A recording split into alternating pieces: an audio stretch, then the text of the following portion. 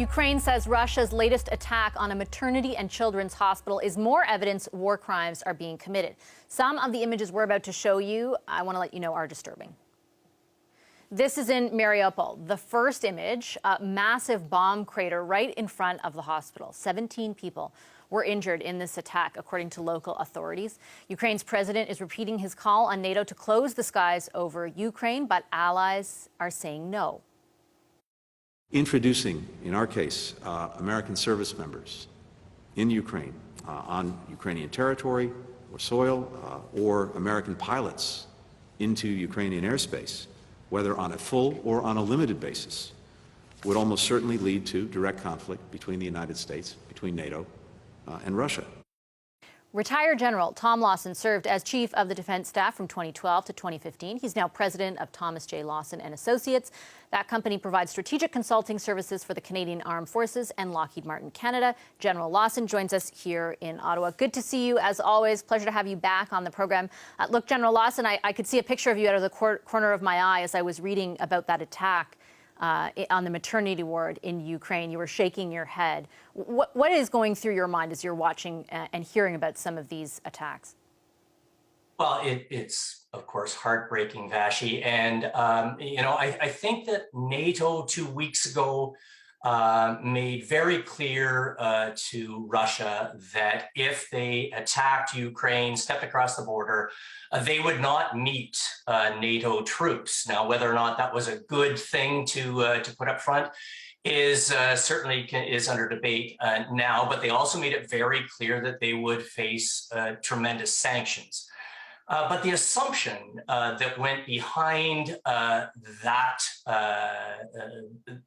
stance for NATO was that Russia, in whatever they did in Ukraine, would follow the rules of war, and they haven't. And this afternoon, we see yet another example of the targeting of civilians. This is a war crime. It breaks all conventions they've got. So, I think we may see that NATO has to rethink that set of assumptions and therefore how they go forward with Russia.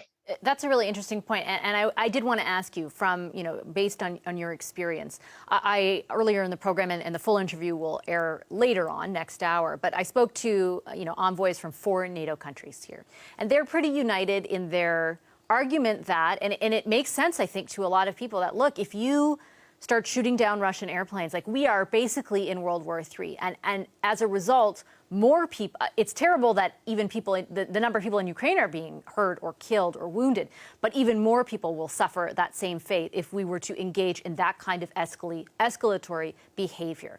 Your response to that? Yeah, exactly so.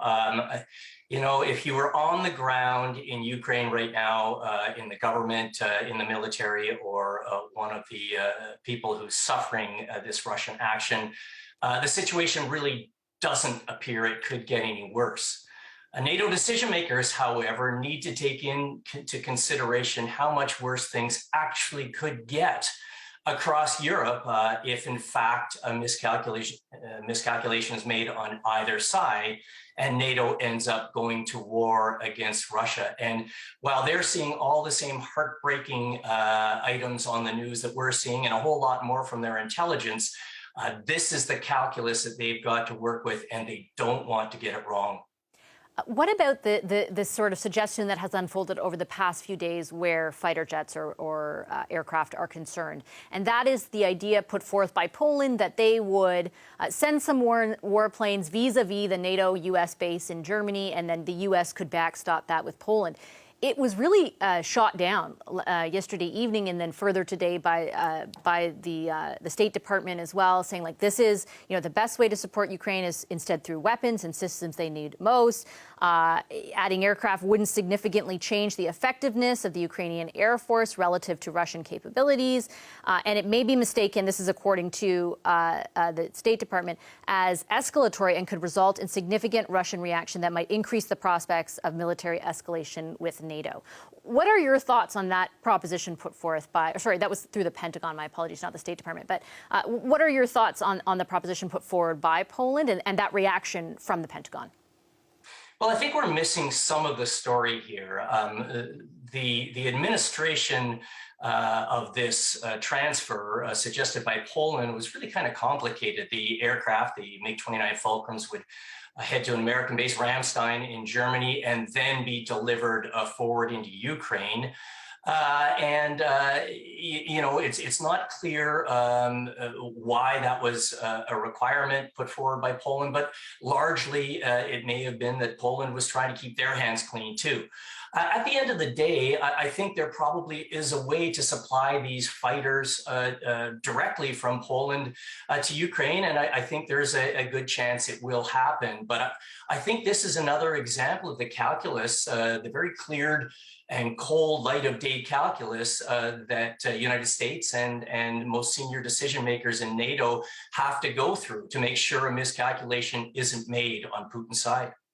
As far as the contributions we are making, and you would know about Canada's capabilities, you know, more than certainly me and more than most, the amount of lethal aid, for example, that we've been supplying, and that you know our allies have as well. How much assistance will that provide? Because we have seen, you know, probably a larger than expected resistance by the Ukrainian military. Yeah, no, it's critical. Actually, the manned pads, the shoulder-held surface-to-air missiles that have gone forward, the anti-tank javelins, the Carl Gustavs that are on their way in. This stuff is all critical. The material that was given in recent years, rifles, bullets, all the armament and everything, including the training that Canadians were part of providing over recent years, have all brought the Ukrainian military to a level and standard that maybe doesn't surprise the West too much, but has certainly surprised Putin and his campaign planners. So it's critical that those supply lines remain open, and NATO has set clear that this will remain open and that those lines can't be threatened by Russia. Russia, I think, accepted that without too much concern weeks ago because they really didn't think it was going to matter. I think they thought this was going to be a much easier campaign than what it was. It's very difficult now to say that, in fact, is a red line for us because it's been a supply line that's been open from the very start. I just have a few seconds left, but I wanted to get your take on whether you think it's enough to sustain the resistance. Do you think Ukrainians can ultimately be successful with the tools that they currently have at their disposal? It's an open question. It depends how long this conflict goes on. I think the longer it goes on, the more it tilts in favor of Russia meeting whatever and they're looking for. And yet, the longer it goes on, the tougher position Putin and his military is in too. The reason I say it's an open question is it's difficult to know which line is going to snap first. Okay, General Lawson, I'll leave it there. Appreciate your analysis as always. Thank you. Retired General Tom Lawson, former Chief of Defence Staff for the Canadian military.